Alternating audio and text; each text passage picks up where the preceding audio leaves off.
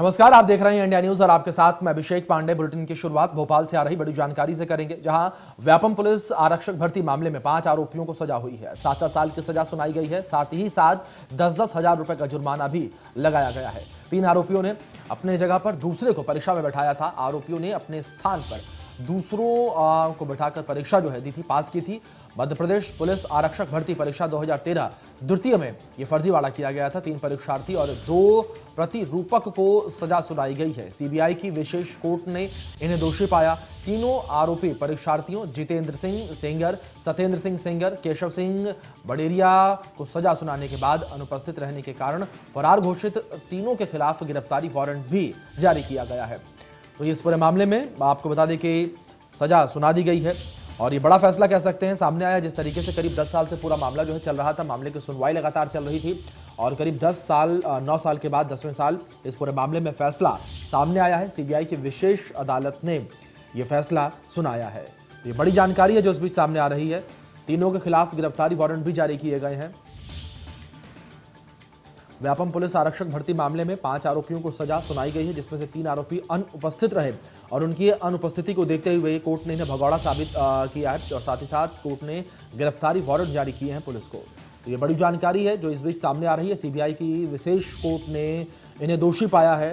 तीनों आरोपियों के सजा सुनाने के दौरान अनुपस्थित जो है उन्हें फरार करार दिया गया है। तीनों के खिलाफ गिरफ्तारी वारंट जो है वो भी जारी किया गया है। ये बड़ी जानकारी है जो इस बीच सामने आई है। 7 साल की सजा 5 ही आरोपियों को और 10,000 रुपए का जुर्माना लगाया गया है आरोपियों पर।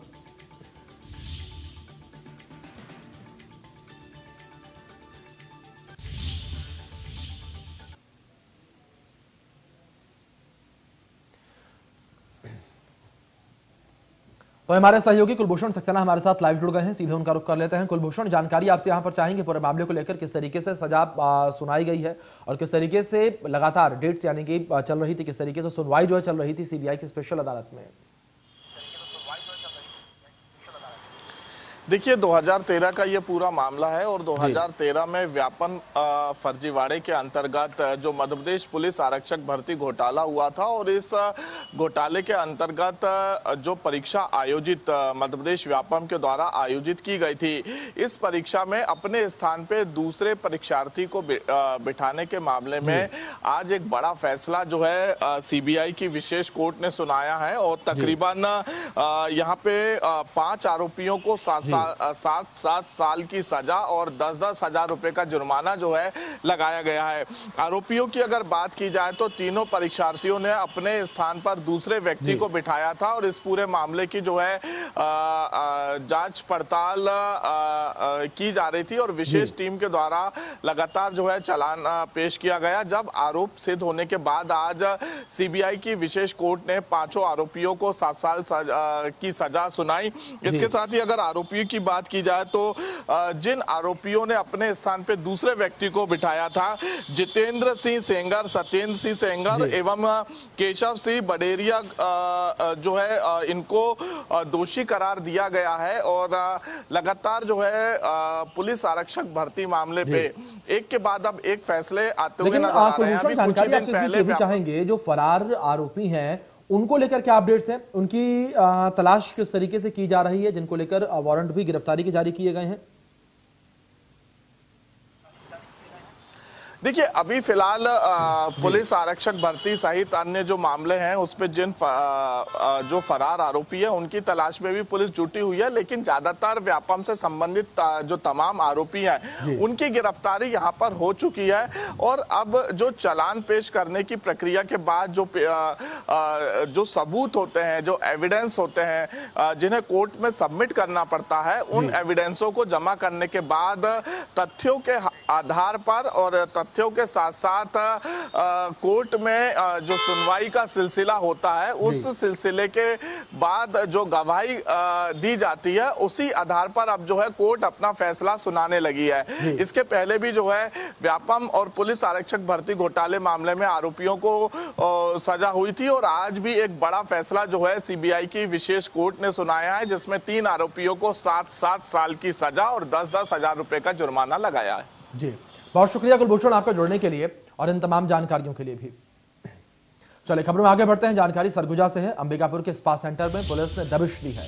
स्पा सेंटर से 4 युवतियों को हिरासत में लिया गया है। स्पा सेंटर के नाम पर अनैतिक काम जो है यहां पर स्पा सेंटर में किए जा रहे थे। स्पा सेंटर चलाने का कोई भी प्रमाणिक दस्तावेज नहीं मिला है। कोतवाली थाना क्षेत्र के शिवधारी कॉलोनी रिंग रोड का यह पूरा मामला, जहां पर यह स्पा सेंटर संचालित किया जा रहा था अवैध रूप से, क्योंकि आपको बता दें कि स्पा सेंटर चलाने को लेकर कोई भी दस्तावेज जो है वो नहीं मिले हैं और स्पा सेंटर संचालक कोई ठोस सबूत प्रमाण जो है वो पेश नहीं कर पाए हैं। 4 युवतियों को भी हिरासत में लिया गया है। ये जानकारी है जो इस बीच सामने आ रही है। कुछ तस्वीरें स्क्रीन पर है आपके। इन तस्वीरों में आप देख सकते हैं किस तरीके से पुलिस की टीम मौके पर मौजूद है। हमारे सहयोगी आकाश हमारे साथ जुड़ गए हैं, सीधे उनका रुख कर लेते हैं। आकाश, जानकारी आपसे यहां पर चाहेंगे पूरे मामले को लेकर। कार्यवाही किस तरीके से की गई है, पुलिस को किस तरीके से सूचना जो है मिली थी इस अवैध स्पा सेंटर की? जी बिल्कुल अभिषेक, मैं आपको बताना चाहूंगा कि पिछले अप्रैल माह में पुलिस ने जो शहर में संचालित 5 स्पा सेंटरों पर छापामार कार्रवाई की गई थी और साथ में हिदायत भी दी गई थी कि बगैर परमिशन के यहाँ स्पा सेंटर चला अवैध मानी जाएगी। इस तारतम्य में ये जो शिवधारी कॉलोनी स्थित रिंग रोड में एक स्पा सेंटर अभी खोला गया था और ये स्पा सेंटर के द्वारा मालिक के द्वारा ही पुलिस के समक्ष अनुमति प्रदान करने हेतु आवेदन प्रस्तुत किया गया था, जिसके बाद पुलिस हरकत में आई और पुलिस तत्काल शिवधारी कॉलोनी रिंग रोड स्थित स्पा सेंटर पर छापेमार कार्रवाई की और छापेमार कार्रवाई में 4 युवती और 4 युवक संदिग्ध परिस्थिति में मिले, जिसके बाद पुलिस ने त्वरित कार्रवाई करते हुए इसे स्पा सेंटर को सील कर दिया है और चारों युवतियों को हिरासत में लेकर के पूछताछ कर रही है। जी आकाश, बहुत शुक्रिया आपका जुड़ने के लिए और इन जानकारियों के लिए भी। तो वहीं छिंदवाड़ा निगम के वार्ड नंबर 42 में बीजेपी की जीत हुई है। वार्ड नंबर 42 के उपचुनाव में कांग्रेस को हार मिली है। 436 मतों से बीजेपी प्रत्याशी संदीप चौहान जीते हैं और परासिया निगम के वार्ड नंबर 6 में कांग्रेस को जीत मिली है। परासिया नगर पालिका वार्ड नंबर 6 उपचुनाव में कांग्रेस को जीत मिली है। 92 मतों से कांग्रेस प्रत्याशी पूजा मरकाम जीती है। छिंदवाड़ा में बीजेपी जो है जश्न मना रही है और परासिया में कांग्रेस जश्न मना रही है। तो ये जानकारी है। तस्वीरें जश्न की आपके स्क्रीन पर हैं, देख सकते हैं आप किस तरीके से यहां पर समर्थक जो हैं दोनों ही दलों के जश्न मनाते हुए नजर आ रहे हैं। 436 मतों से वार्ड नंबर 42 में बीजेपी प्रत्याशी संदीप चौहान की जीत हुई है। परासिया निगम के वार्ड नंबर 6 में कांग्रेस को जीत मिली है। तो ये उपचुनाव हुए थे और आपको बताएं कि उपचुनाव के नतीजे यहाँ पर जहां एक उपचुनाव में बीजेपी को जीत मिली है तो वहीं दूसरे में कांग्रेस को जीत मिली है। छिंदवाड़ा निगम के वार्ड नंबर 42 में बीजेपी जीती है। वार्ड नंबर 42 उपचुनाव में कांग्रेस को हार मिली।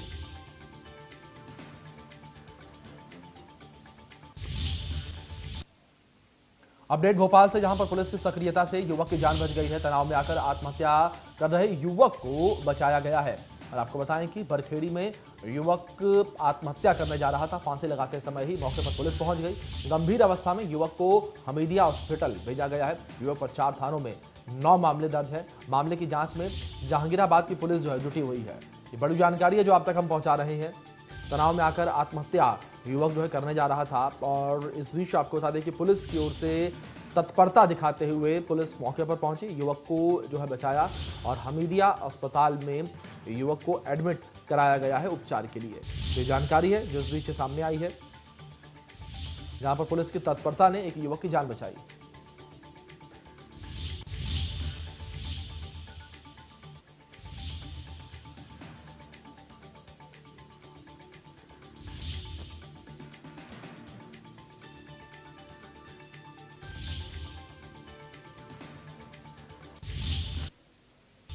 इस बीच जानकारी कांकेर से सीधे उसका रुख कर लेते हैं और कांकेर से बड़ी अपडेट आपके टीवी स्क्रीन पर। इस बीच शराब नहीं मिलने पर चाकूबाजी का मामला सामने आया है। ये अपडेट आप तक पहुंचा दें। शादी समारोह में दूसरे गांव से आए थे ये 6 युवक और शराब न मिलने पर हंगामा इन्होंने किया। शराब नहीं पिलाने पर चाकू से वार कर दिया, हमला कर दिया।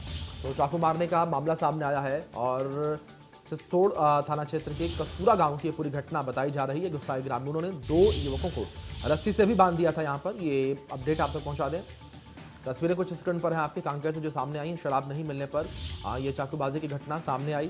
शादी समारोह में दूसरे गांव से 6 युवक आए थे और शराब नहीं परोसे जाने पर यहां पर हमला कर दिया। हमारे सहयोगी राजकुमार जुड़ गए हैं हमारे साथ, सीधे उनका रुख कर लेते हैं। राजकुमार, अपडेट्स आपसे यहां पर लेना चाहेंगे पूरे मामले को लेकर।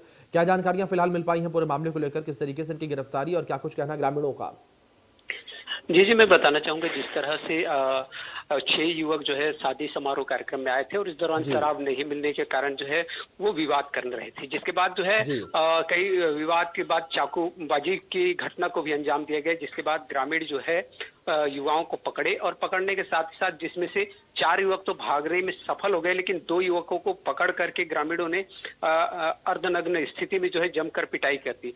हालांकि इस मामले में जो ग्रामीण हैं 6 आरोपी हैं जिन्हें पुलिस ने गिरफ्तार कर लिया, क्योंकि कानून को अपने हाथ में लेने का अधिकार नहीं है। इस तरह से चाकूबाजी के बाद उनको पुलिस पर जो है उनके पास जाना चाहिए था, लेकिन वो खुद रस्सी में बांध करके उससे मारपीट किया गया, जिसके कारण जो है 6 आरोपियों को गिरफ्तार किया गया है। बाकी जांच की जा रही है। जी जी, बहुत शुक्रिया राजकुमार जुड़ने के लिए और इन जानकारियों के लिए भी आपका।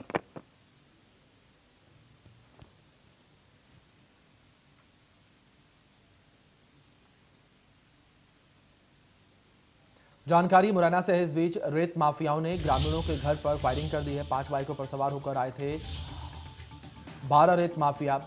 आरोपियों ने पुरानी रंजिश को लेकर फायरिंग की है। पीड़ित पर राजीनामा का दबाव बनाने आए थे ये माफिया। पुलिस ने आरोपियों पर मामला दर्ज कर लिया है और आरोपियों की तलाश में पुलिस जुटी हुई है। पोरसा थाना क्षेत्र के रेपुरा गांव का यह पूरा मामला है।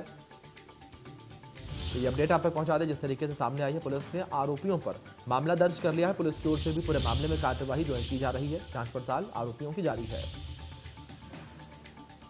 हमारे सहयोगी अमन सक्सेना हमारे साथ जुड़ गए हैं, सीधे उनका रुख कर लेते हैं। अमन, जानकारी पूरे मामले को लेकर आपसे लेना चाहेंगे। फिलहाल क्या अपडेट्स मिल पाई हैं और पूरे मामले में क्या डेवलपमेंट्स पुलिस की ओर से? बिल्कुल, मैं आपको बता दूं, अभी पुलिस ने बहरहाल अभी कोई ऐसा बड़ा मतलब वो कोई कार्रवाई नहीं कर पाई है जिसमें अभी तक किसी को गिरफ्तार किया हो, परंतु पुलिस का कहना है कि जल्द गिरफ्तारी सुनिश्चित की जाएगी।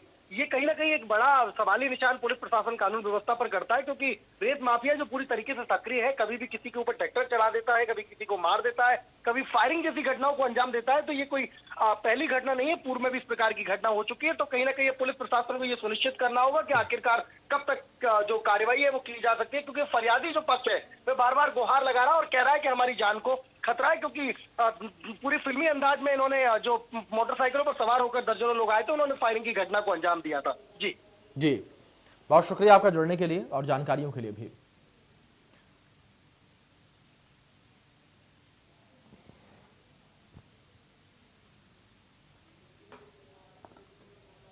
तो ये तस्वीरें भी स्क्रीन पर है आप। यहाँ पर आरोपियों ने पुरानी रंजिश को लेकर फायरिंग यहाँ पर कर दी है। पुलिस ने आरोपियों पर मामला दर्ज कर लिया है। जिस तरीके से फायरिंग का मामला सामने आया, आसपास के क्षेत्र में भी कहीं ना कहीं भगदड़ जो है देखने को मिली, डर का माहौल लोगों में देखने को मिला।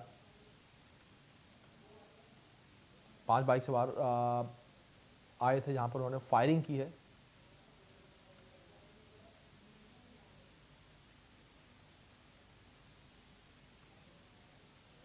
जानकारी छिंदवाड़ा से है, जहां पर भाई ने भाई को मौत के घाट उतार दिया। डंडे और कुल्हाड़ी से मारकर मौत के घाट उतारा गया है। जमीनी विवाद में एक व्यक्ति की हत्या कर दी गई है। सगे भाई और भतीजे ने मिलकर हत्या की है।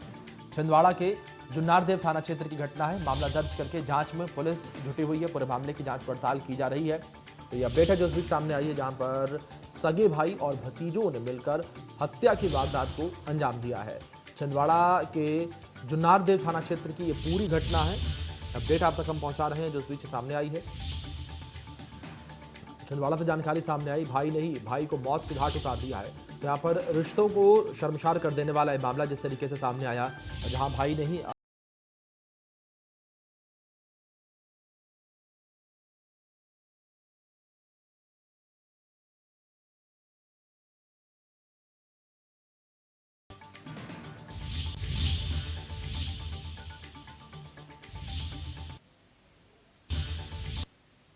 जानकारी इस बीच निवाड़ी से, जहां पर यात्री बस ने बाइक को टक्कर मार दी है। हादसे में महिला की मौत हो गई और युवक घायल हो गया है। घायल युवक का अस्पताल में इलाज जारी है। यात्री बस ने, आपको बता दें कि आगे चल रही बाइक को यह टक्कर मार दी। ये अपडेट आप तक पहुंचा दें। और इस टक्कर में एक व्यक्ति के घायल होने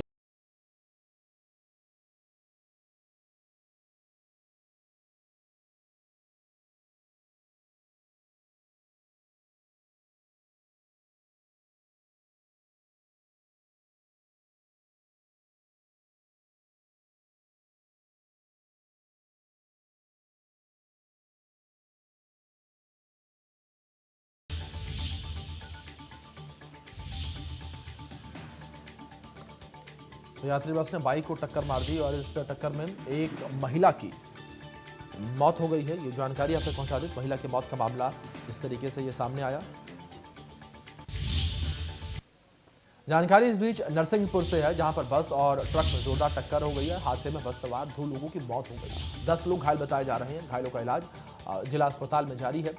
सतना से इंदौर ये बस जो है जा रही थी। ट्रक को ओवरटेक करते समय हादसा हुआ है। ये बड़ी अपडेट आपसे पहुंचा दें। इस हादसे में बस सवार 2 लोगों की मौत हो गई। बड़ी और अहम जानकारी इस बीच सामने आ रही है और जानकारी आप तक ये भी पहुंचा दें कि कई लोग जो हैं वो घायल भी बताए जा रहे हैं पूरे मामले में। ट्रक को ओवरटेक करते समय यह हादसा हुआ। नरसिंहपुर से जानकारी है, बस और ट्रक की जोरदार टक्कर ये हुई है और हादसे में बस सवार 2 लोगों की मौत हो गई।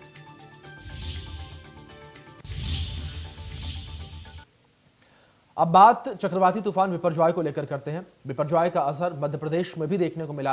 रायसेन जिले में कहीं पर धूप तो कहीं पर छांव के बीच बूंदाबांदी की संभावना जताई जा रही है। ग्राउंड जीरो से हमारे सहयोगी की खास रिपोर्ट देखें आप। अरब सागर से उठे चक्रवाती तूफान बिपरजॉय का असर रायसेन में भी कुछ घंटों के बाद देखने को मिलने लगेगा। अगर बात करते हैं तो यहाँ पर बिपरजॉय के जो असर है उसकी शुरुआत हो चुकी है। जी हाँ, तेज हवा के साथ यहाँ पर आप देख सकते हैं कि यहाँ पर तेज हवाओं का दौर धीरे धीरे शुरू होता जा रहा है। बात करते हैं तेज हवाओं की, तो तेज हवाओं ने पेड़ों को, आप देख सकते हैं स्थिति की, पेड़ों में जो हवा चल रही है उससे ये साफ जाहिर हो रहा है कि बिपरजॉय का असर अब धीरे धीरे रायसेन में भी देखने को मिलने वाला है। चंद घंटों की बात है, उसके बाद यहाँ पर भी बताया जा रहा है कि बूंदाबांदी का दौर यहाँ पर भी शुरू हो जाएगा। लेकिन अगर बात करते हैं कि रायसेन में अभी ऑरेंज अलर्ट जारी कर दिया गया है। लेकिन बिपरजॉय की सीधे असर की बात करते हैं तो आगामी 19 और 20 तारीख को इसका व्यापक असर देखने को मिल सकता है, जहां रायसेन में भी रेड अलर्ट जारी कर दिया जाएगा और होने की संभावना है। तो वहीं ये कह सकते हैं कि तेज बारिश का दौर यहां पर शुरू होगा। लेकिन बात करते हैं चक्रवाती तूफान बिपरजॉय की, तो यहां पर लगभग इसका असर 7 दिनों तक यहाँ पर देखने को मिलेगा। लेकिन बात करते हैं आम जनता की, जो गर्मी से बेहाल थी, उस जनता को यहाँ पर निश्चित रूप से ये तय है कि बिपरजॉय के कारण यहाँ पर कुछ राहत मिलेगी। रायसेन में तापमान की बात करते हैं तो 40 डिग्री के ऊपर तापमान पहुँच जाता है, जिसके बाद सड़कें सूनी हो जाती हैं। लेकिन अब तेज हवा का दौर जो शुरू हुआ है, तो निश्चित रूप से कह सकते हैं कि ये बिपरजॉय के कारण लोगों को यहाँ पर राहत मिलने वाली है। लेकिन बिपरजॉय की बात करते हैं तो लगभग 7 दिन तक इसका असर रहने के साथ ही आज से इसमें हो सकता है कि रायसेन में भी बूंदाबांदी का दौर शुरू हो जाए। लेकिन तेज हवाओं की बात करते हैं तो यहाँ पर गति जो हवा की है वो 20 से 25 किलोमीटर प्रति घंटे की रफ्तार से रहेगी। लेकिन अगर अधिकतम गति की बात करते हैं तो 40 से 50 किलोमीटर प्रति घंटे की रफ्तार से इसमें हवा चलेंगी। लेकिन लगभग 7 दिनों तक इस बिपरजॉय का असर रहेगा। अब देखना यह होगा कि बिपरजॉय का कितना असर रायसेन में देखने को मिलता है। लोगों को सिर्फ बूंदाबांदी ही मिलती है या तेज बारिश का दौर भी रायसेन में बिपरजॉय के कारण देखने को मिलेगा। लेकिन बात करते हैं तो अभी रायसेन में बिपरजॉय के कारण ऑरेंज अलर्ट जारी किया गया है। तो वहीं मौसम विभाग कह रहा है कि 19 और 20 तारीख में हो सकता है कि तेज बारिश का दौर जारी हो जाए, तो हो सकता है उसके लिए रेड अलर्ट भी जारी करना पड़े। अजय गोहिल। वहीं मध्य प्रदेश बीजेपी के प्रदेश अध्यक्ष वी डी शर्मा ने कई मुद्दों पर प्रेस कॉन्फ्रेंस की। वी डी शर्मा ने कहा कि छिंदवाड़ा नगर निगम के एक उपचुनाव में बीजेपी ने ऐतिहासिक जीत दर्ज की है, तो वहीं बीजेपी ने धर्मांतरण, लव जिहाद और चुनावी हिंदू के बहाने कांग्रेस पर जमकर निशाना साधा। आज ये साबित हुआ है कि पार्षद के चुनाव में श्रीमान कमलनाथ जी के अपील जारी करने के बाद, नकुलनाथ और कमलनाथ जी के एक छोटे से पार्षद के चुनाव में इन्वॉल्वमेंट होने के बाद सभी बूथों पर भारतीय जनता पार्टी ने जीत का इतिहास बना करके 436 वोटों से भारतीय जनता पार्टी के प्रत्याशी 436 वोटों से भारतीय जनता पार्टी के प्रत्याशी लगभग 62% वोट पाकर के आज छिंदवाड़ा के अंदर इतिहास बनाया है। मध्य प्रदेश के अंदर 2023 के चुनाव का आगाज और आज इसके बारे में छिंदवाड़ा की जनता ने श्रीमान कमलनाथ जी, मिस्टर बंटा ढार जी और प्रियंका गांधी जी प्रचार करके अभी गई थी आयना छिंदवाड़ा के अंदर। छिंदवाड़ा की जनता ने प्रत्येक बूथ पर जो हमने बूथ विजय का संकल्प लिया है, आज उसकी शुरुआत हुई है। लगभग 62% वोट पाकर के भारतीय जनता पार्टी ने हर बूथ पर 51% वोट शेयर का संकल्प की शुरुआत आज छिंदवाड़ा से हुई है। अभी तो ये अंगड़ाई है, आगे देखते चलिए। मध्य प्रदेश परचम की ओर अग्रसर हुआ है। मध्य प्रदेश के अंदर मैं पूछना चाहता हूं, श्रीमान कमलनाथ जी और मिस्टर बंटा ढार, दिग्विजय सिंह जी, जो कल जिहादियों की परिभाषा दे रहे थे, इन्हें शर्म नहीं आती कि हमारी हिंदू बेटियों के साथ जो होता है उसका दर्द इनको नहीं है? उन बेटियों के जीवन को नरक बनाने का काम जो जिहादी करते हैं उसकी चिंता नहीं है। लेकिन एक कह रहे हैं जिहादियों के बारे में कि उनको क्या बनाने का प्रयास कर रहे हैं दिग्विजय सिंह। मैं पूछना चाहता हूं, मध्य प्रदेश की जनता पूछना चाहती है, कमलनाथ जी, क्या आप कर्नाटक के अंदर धर्मांतरण विरोधी कानून जो रद्द किया उसका समर्थन करते हैं? ये मध्य प्रदेश की जनता जानना चाहती है। अगर आप समर्थन करते हैं तो आप हिंदू विरोधी हैं, समाज विरोधी हैं, और अगर आप समर्थन नहीं करते हैं तो मध्य प्रदेश की जनता आपसे पूछना चाहती है। ये केवल और केवल राहुल, प्रियंकी या प्रियंका जी सिर्फ चुनावी हिंदू बनकर के जो काम कर रहे हैं, ये मध्य प्रदेश की जनता के सामने कांग्रेस और इनका चेहरा उजागर हुआ है। 2023-2024 में माननीय प्रधानमंत्री मोदी जी के नेतृत्व में और माननीय प्रधानमंत्री जी 27 तारीख को पधार रहे हैं कि कांग्रेस के खून में केवल अंग्रेजों की जीन्स हैं, फूट डालो राज करो। अब तो ये दिग्विजय सिंह ने जिस प्रकार से जिहादियों को कल उनकी प्रशंसा की और उनके बारे में जो वर्णन किया, जो पूरा देश जानता है, 140 करोड़ जनता के जिहादी कौन है। पूज्य सरसंघ चालक जिन्होंने इसकी शुरुआत की थी रहे, उनको पाठ्यक्रम से हटाना, वीर सावरकर जिन्होंने अपना जीवन का एक एक पल और शरीर का एक एक कण इस भारत माता के लिए लगा दिया, तो जो दिग्विजय सिंह से लेकर के कांग्रेस का नेतृत्व, यही इनकी जिहादी मानसिकता है। इन्हें तो यही चाहिए, ये अकबर को पढ़ाएंगे, ये जिहादी मानसिकता का प्रदर्शन करके पढ़ाएंगे, जो हिंदू बेटियों को अपनी पहचान छिपा करके उनका जीवन बर्बाद करते हैं उनको पढ़ाएंगे जो, और क्या करेंगे। मैं बड़ी उम्र होने का या उनके इतने समय तक काम करने का मैं सम्मान करता हूं, लेकिन जिस प्रकार का व्यवहार और स्वभाव आज कांग्रेस की लीडरशिप का बनाया, चाहे वो दिग्विजय सिंह जी हो या कमलनाथ जी हो, जिस प्रकार से वो भाषा बोल रहे हैं, कर्मचारियों को धमकाने का काम कर रहे हैं, कर्मचारियों पर गुंडिज्म कर रहे हैं। अब उनको लग गया कि इस मध्य प्रदेश के अंदर तो लाडली बहना चल गई। मध्य प्रदेश ने इनकी युवावस्था भी देखी है, ये कहां थे, इमरजेंसी लगाने वाले लोगों के साथ इनकी भूमिका क्या थी, ये सब लोग जानते हैं। तो कर्मचारी मध्य प्रदेश का हमारा भाई है। मैं कर्मचारियों को आश्वस्त करता हूं और विश्वास दिलाता हूं, ये मध्य प्रदेश में भारतीय जनता पार्टी की सरकार है।